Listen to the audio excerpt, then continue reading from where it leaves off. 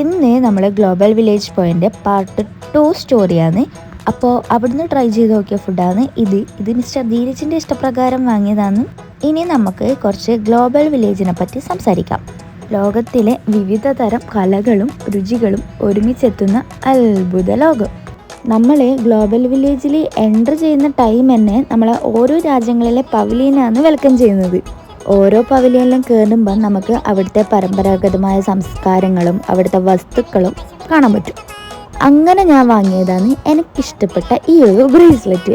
ആദ്യം ഇതിന് 50 ദർഹം അവർ പറഞ്ഞിട്ടുണ്ടായിന്, പക്ഷേ ബാർഗെയിൻ ചെയ്ത് 15 ദർഹത്തിലേക്ക് എത്തി. പിന്നെയാണ് നമ്മളെ സ്വന്തം ഇന്ത്യൻ പവലിയൻ എക്സ്പ്ലോർ ചെയ്യാൻ പോയത്. അപ്പം അതിൻ്റെ എൻട്രൻസിൽ തന്നെ ഈ ഒരു ആനയാണ് ഉണ്ടായത്.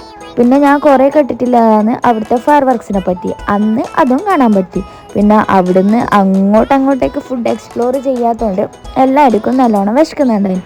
അതുകൊണ്ട് ഒരു മന്തി കഴിക്കാമെന്ന് വിചാരിച്ചിട്ട് നമ്മൾ നേരെ മൈൽ 7ലേക്ക് പോയി. അവിടുന്ന് മന്തി കഴിച്ച് വയറ് നിറച്ചിട്ട് നേരെ പോയി. അപ്പം ഇത്രയുള്ളൂ. ബൈ.